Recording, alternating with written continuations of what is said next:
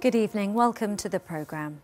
First tonight, the view from surgeons on the front line treating cycling casualties in the capital. Two doctors have told BBC London more needs to be done to prevent fatalities, with one describing one of the mayor's cycle superhighways as being unfit for purpose. This on the day Boris Johnson reiterated his commitment to safety at a cycling event at City Hall. He said that cycling deaths and serious injuries have halved in a decade. We begin with this report from our political correspondent, Carl Mercer, on the experience of one of London's major trauma units. When it comes to critical care, this is very much the front line, one of the operating theatres at the Royal London Hospital in Whitechapel, one of 4 of London's major trauma units. Back in November, Tom Koenig operated on 2 of the cyclists who were killed on the cycle superhighway that runs outside the hospital. You can actually see it from the operating theatre. And tonight, police were again out in force talking to motorists and cyclists, part of their ongoing safety campaign. I mean, it's difficult to sort of point fingers, but there is a lot of finger pointing going on at the moment. Our hospital is based on Cycle Scheme 2 on the Whitechapel Road, which one we've seen a lot of deaths on that cycle scheme, and we've had deaths of people, members of staff in this hospital going to and from work. So if I'm to put my injury prevention hat on, I don't think that road is fit for purpose. The figures seem to bear out his concerns. Back in 2004, the Royal London Major Trauma Team was seeing 24 seriously injured cyclists a year. That number rose to 69 in 2009, and up to mid-November this year, the number had risen to 109, up nearly 5 times. Put that against the doubling of the number of daily cyclists, up from 290,000 in 2001 to around 570,000 today. I have to tell you what I see. I can't bury my head in the sand and say it's nothing, it's not a problem. When it's incessant, when we have, on Monday morning we have 2 patients who are bleeding to death in the resuscitation room, when we have another case yesterday of a patient bleeding to death, we as a hospital have to up our game. We have to provide consultant-led anaesthetists, consultant-led care. We have to have resources in the hospital. We have to have sufficient capacity to look after these patients because they're coming to us. Well, that has implications for how this hospital works. And so we can't just pretend it's not happening. If this was an infectious disease outbreak and we said nothing, then people would ask us why we've not spoken up about it. Morning, Harriet. Hi. How are you? You're right. I'm okay, thanks.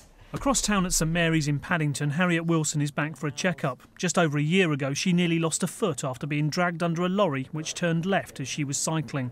As it was coming over the top of me, I thought, this is going to be the end. There's no way I can come out from, and especially when I realised he didn't even know I was under there and he was keeping on going. I really thought that was the end. But and then when he stopped, I was sort of thought, oh, my head's okay and my back's okay.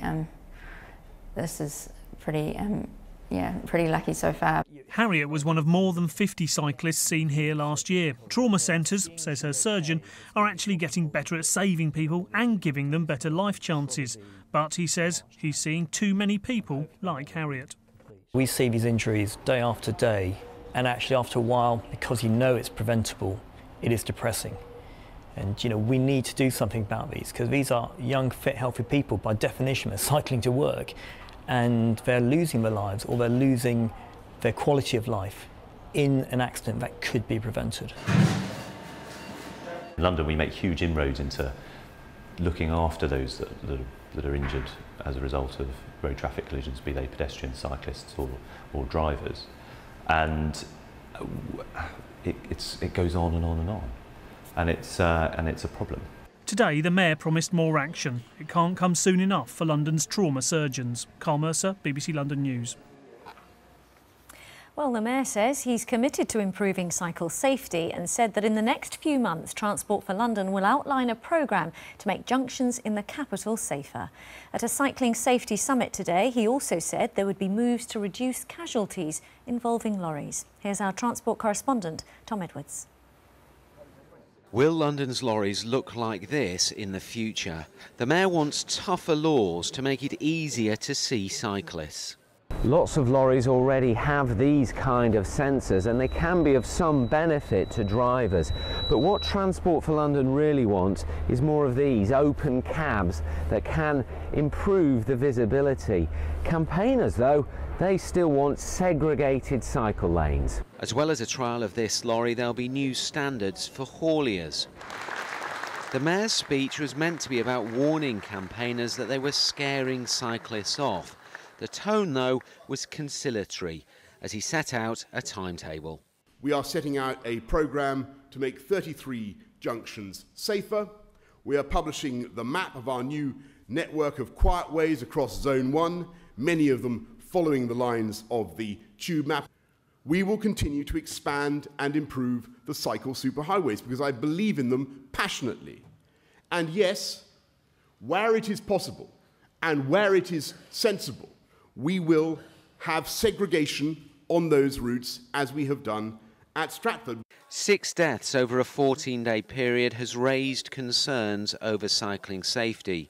All the incidents involved large vehicles. Critics also say the number of dangerous junctions being redesigned is now only 33, down from 100. Campaigners are sceptical. The Mayor's Better Junctions review has been going on for over a year now, but the results that are coming out of that, they aren't impressive. We're not seeing major changes at the danger spots in London. Until that changes, cycling isn't going to be safe. I think Boris realised that attacking road safety campaigners like me was a mistake, and he has now softened his tone. But at the same time, he's not promising enough. He's just not putting enough money into things, for example, like dangerous junctions. He's got to make the roads safe for us. City Hall says dealing with fewer junctions means they can focus the money on those and get them right. But concerns still remain over the rate of change on the capital's roads.